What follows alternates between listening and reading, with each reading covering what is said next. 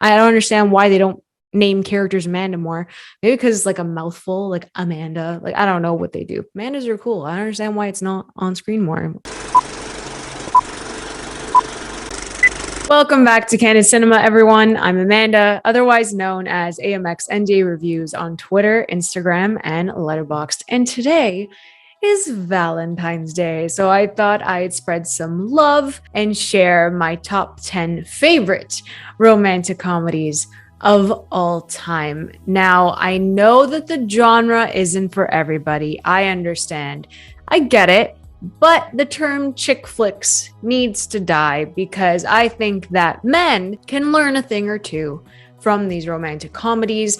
I really love this genre. I think it's underappreciated just because there's just so much honesty in certain ones that have come out. And I gravitate towards the ones that are very relatable, grounded, and down to earth. So coming in at number 10, I actually watched this movie for the very first time last week. I was prepping for the romantic comedy movie draft over at the Suit Up Geeks. I'll put the link below because that draft was a lot of fun. So in number 10, I put Bridget Jones's Diary. It was my first time watching it. I never understood the appeal of Hugh Grant until I watched another film that is also on my list because it was so good. I just didn't. And now I'm like completely obsessed with Hugh Grant. His look, his vibe, the characters that he chose. He's incredibly charming. One of the best leading men in romantic comedies that we were blessed to have. Then on the other hand, we have Colin Firth, who just looks like a lost puppy in Bridget Jones's Diary. And he's more of like the quiet, reserved type. He is a lawyer in the movie, and Bridget has to kind of balance these two men, and she's trying to find love. And the thing I love most about Bridget Jones's Diary is how relatable Renee Zellweger is in this movie. I mean, the opening credits is like her singing to All By Myself with like alcohol and all the junk food that you can have. And she's in her 30s. She hasn't found anyone. She's struggled with love. She decides to start writing in her diary, whether she wants to lose weight, whether she wants to try to stop drinking and cut down on her cigarettes, which is very important. She keeps this diary. And day to day, I personally think that journaling has helped me the most through like different times in my life. And I completely get that, but she did her best. And I think the most inspiring aspect of Bridget Jones's Diary is that she was herself through and through. She didn't change for anybody. She didn't change for Hugh Grant. She didn't change for Colin Firth either. So they both liked her for who she was, and I think that's always important. But you see the different connections between both relationships. Both guys are incredibly charming, and they also have a link to each other, which always makes for an interesting love triangle. So Bridget Jones's Diary is a lot of fun. So coming in at number 9, I have Clueless, directed by Amy Heckerling. God bless you, girl. Clueless is one of the most quotable movies ever. Alicia Silverstone is a doll. The wardrobe is iconic, as we all know. And if that was the first time you saw Paul Rudd and you fell in love with him, I don't blame you, because I did too. Like, that's one of the OG crushes out there. And of course, this movie is based on Jane Austen's Emma, which is a delightful, delightful story. If you haven't watched Autumn de Wilde's Emma, Anya Taylor-Joy is absolutely incredible as Emma. So watch Emma 2020 and then watch Clueless, or vice versa. I did that and it was the best pairing ever.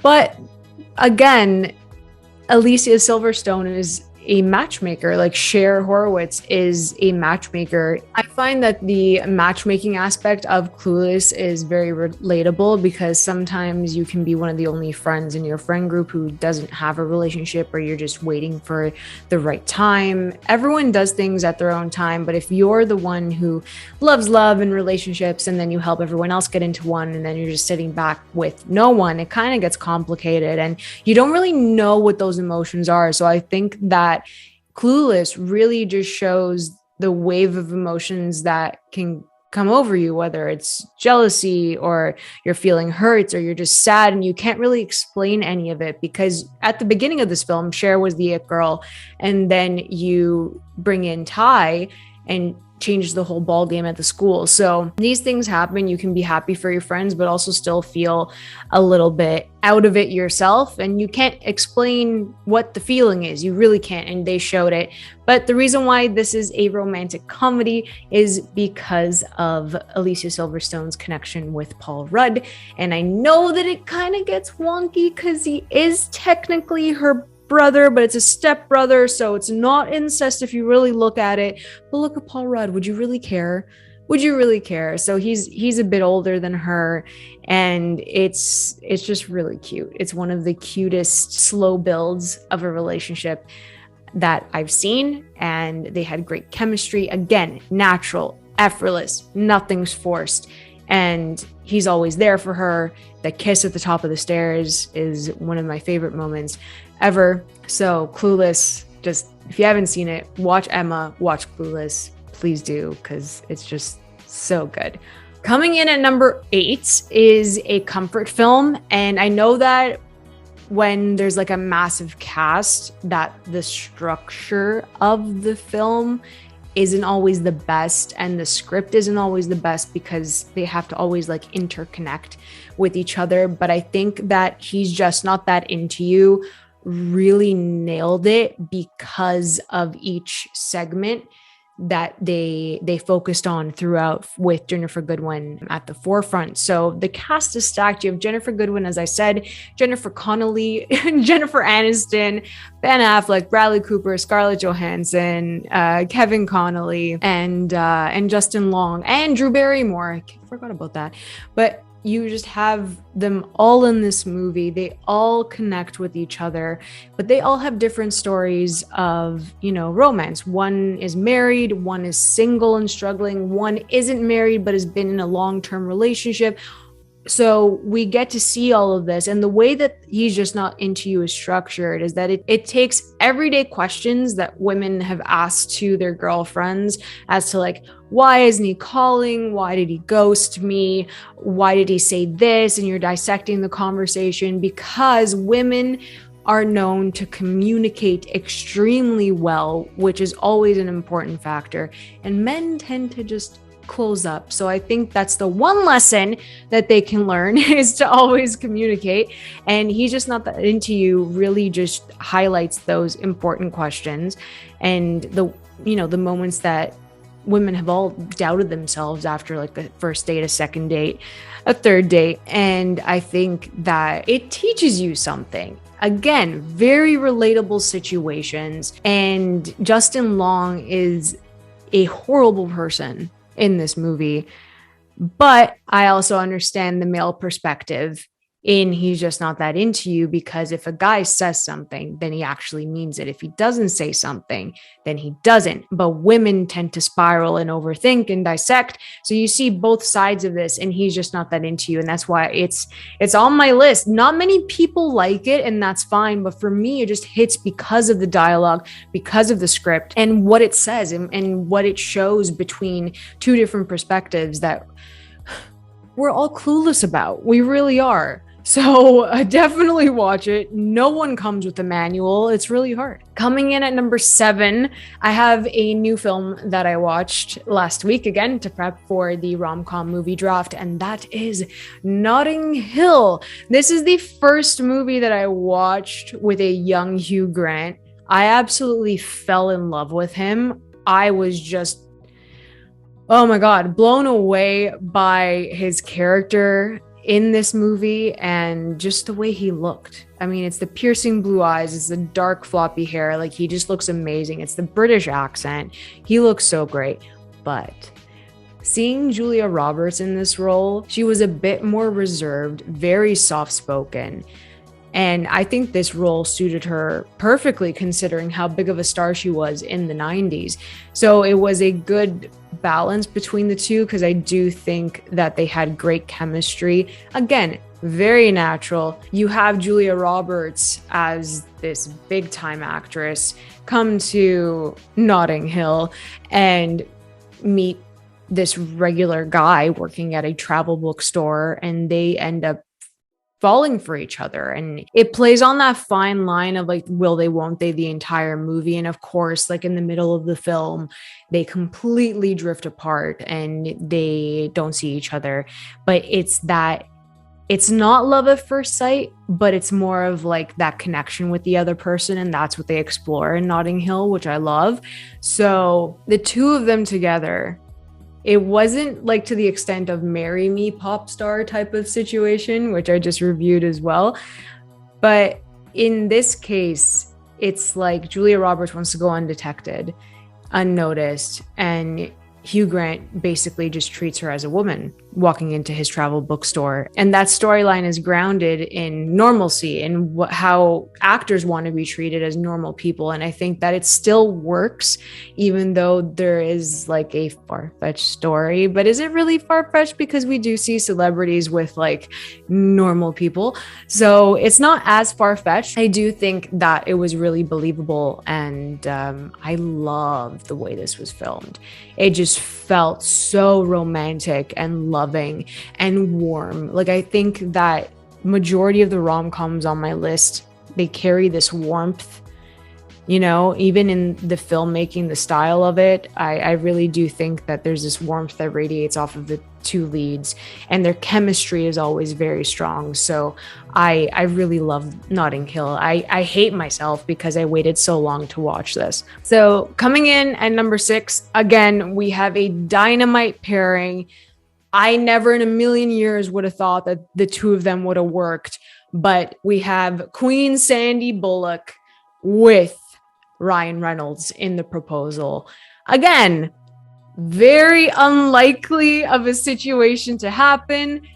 Her character, her visa is expiring. She needs to go back to Canada and she needs to marry someone. So she goes to her assistant, who has been working like a dog, and kind of bribes him into marrying her. And they end up going to Sitka, Alaska to visit his parents. And I do have to mention the late, great, beloved Betty White, who absolutely was phenomenal in this movie as Grandma Annie. It was just a very fun romantic comedy.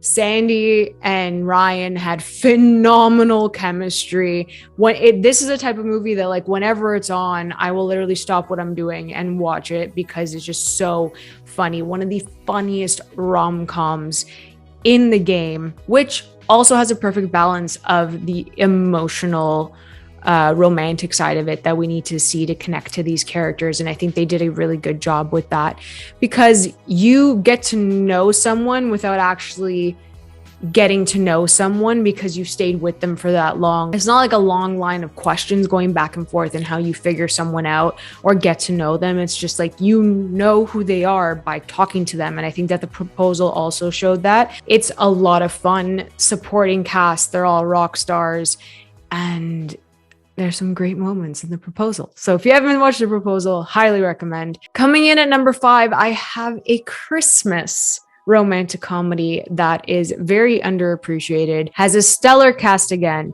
and great chemistry. I'm talking about The Holiday, and we have Cameron Diaz, Jude Law, Kate Winslet, and Jack Black as the 4 main people. So the story is like, you know, it's an odd concept. I would never switch houses with someone in a different country, but you know what? After watching The Holiday, I kind of want to do it. Kate Winslet is a doll in this, and I relate to her the most because you could invest your time in someone for years and they just don't care. They'll always see you as the same person and not as a romantic interest. So Kate Winslet went through it. She just had enough. She's like, I have to get out of here for Christmas. I hate the holiday season. She gets on her laptop and she goes to this website to swap her house. And then Cameron Diaz has a cheating boyfriend. I don't understand why they don't name characters Amanda more. Maybe because it's like a mouthful, like Amanda. Like, I don't know what they do. Amandas are cool. I don't understand why it's not on screen more. Regardless, I just love Cameron Diaz because it's very Hollywood. She lives in LA. She makes trailers. It just warmed my heart seeing that. And she's just really fun. It's a really fun character. And of course, when they swap houses, Cameron Diaz meets Kate Winslet's brother, which is Jude Law. God bless. And there's a whole adorable storyline that involves kids between Jude Law and Cameron Diaz. I love their chemistry. Love their chemistry. Really underappreciated. Again, very natural, very fun, lighthearted, and also emotional at times. So I love the two of them. Then we get Jack Black, who, of course, everyone's going to look at Jack Black in the holiday and be like, why would he be a romantic lead? He is delightful in the holiday. It makes you love and appreciate Jack Black even more than you already do. So he has great chemistry with Kate Winslet as well. And their slow build relationship is also very natural and effortless. So everything about the holiday is just so beautiful and heartwarming. It has a score from Hans Zimmer that literally slaps. So I recommend watching it every year instead of Love Actually during Christmas because the holiday is better. Just saying. Sorry. Coming in at number 4, I have Jerry Maguire. I'm not going to do the Show Me the Money because I can't do it like Tom Cruise can or Cuba Gooding Jr. This cast, again, we have Tom Cruise, Renee Zellweger, Bonnie Hunt, friggin' Cuba Gooding Jr., who won an Oscar for this performance, and the legend, Regina King. Unreal. Just an unreal cast. We have the kid from Stuart Little, who's totally awesome and adorable in this. But even though this film doesn't seem like a romantic comedy, I will fight for the fact that it is a romantic comedy because what goes on between Renee Zellweger and Tom Cruise in this movie, I absolutely love it as a whole. If we don't look at it as a romantic comedy, this movie's also great. It's a great sports film at the same time. Because Jerry Maguire is a sports agent, he kind of goes off the deep end. He's losing clients. He's losing the reason why he even got into the business in the first place. And he ends up going off on his own. He's like, I don't need you guys. I can get my clients anywhere and all that. And then Renee Zellweger goes with him. They go off together and their relationship slowly builds just because Renee Zellweger is a single mom and she's longing for that family that she's always wanted. So Jerry Maguire has great lines of dialogue like, you had me at hello and you complete me. Those two lines just exchanged. Again, the way this is filmed, there's a warmth to it, even though Tom Cruise's character is very closed off and reserved. Whenever he's with her kid, it's just a completely different vibe. And I love that because I think that the connection between Ray and Jerry Maguire is that it's like no BS. The kid tells it like it is. Jerry Maguire tells it like it is. And then that relationship is what holds the three of them together in that dynamic. So I love Jerry Maguire. If you watch it, you're going to sit there like, how the hell didn't Tom Cruise win an Oscar for Jerry Maguire, let alone Jerry Maguire, but he has never won an Oscar ever. But Jerry Maguire is one of his best performances and I love it. So if you guys have stayed with me this far, let me know what some of your favorite romantic comedies are. I'm going to go into my top 3 now. Please comment, like, subscribe. Let me know how you guys like my list. Let me know your top 3. So we're going to go into my top 3 now. Coming in at number 3, I have How to Lose a Guy in 10 Days. Again, with the rest of my list, you can see that I live for chemistry. I live for banter. I live for quippy dialogue, quick wit, all of that.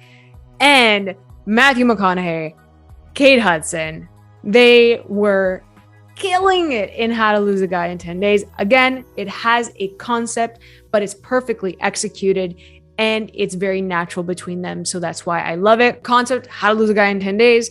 Matthew McConaughey's character is trying to get Kate Hudson, and then with Kate Hudson, she's a columnist and she has a how-to column. So for her own peace of mind, she wanted to do a column, How to Lose a Guy in 10 Days. So she's trying to push Matthew McConaughey away. So you kind of start off with this concept and then you see that their relationship flourishes by itself, and it is absolutely hilarious. It is so funny because of what they tried to do to get the other person. So it was just really funny to see both sides of it, the male perspective, the female perspective. You have a young Catherine Hahn and a young Thomas Lennon on either side of them. So this cast is fantastic. And you just see this happen naturally, which I love. It is one of the funniest romantic comedies. That's why it's top 3. Coming in at number 2, I have 13 Going on 30. One of my favorite romantic comedies of all time. I cry every time I watch it.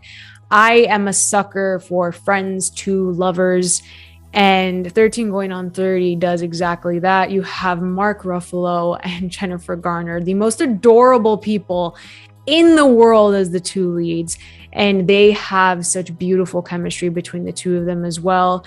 You have Judy Greer in this, Andy Serkis in this, and they're just so great. They're both so great in this as well. You have a young Brie Larson, a part of the 6-chick pack, which is really cute. So this also has a really nice concept. It has a bit of magic, and pixie dust, and takes her away to being 30 from the age of 13 at her 13th birthday party, which was disastrous for her.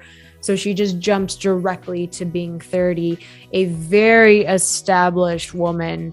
She is the editor at Poise magazine, and her dreams came true. Everything that she wanted came true, but it came with a price because she doesn't recognize who she is anymore after getting that 13-year-old self plucked into the body of a 30-year-old with everything going for her, except she lost her heart.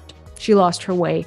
So she goes to find her childhood best friend, Matt Flemhaff, played by Mark Ruffalo, and he helps her find her way back.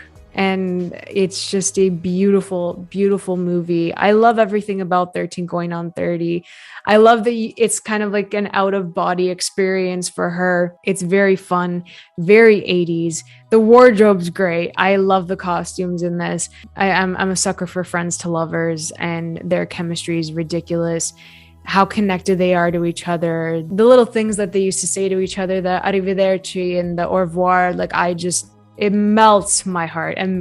They are so cute. And the entire scene with the razzles and then the swings at the park and the kiss, everything was just so it's magic. It's magical.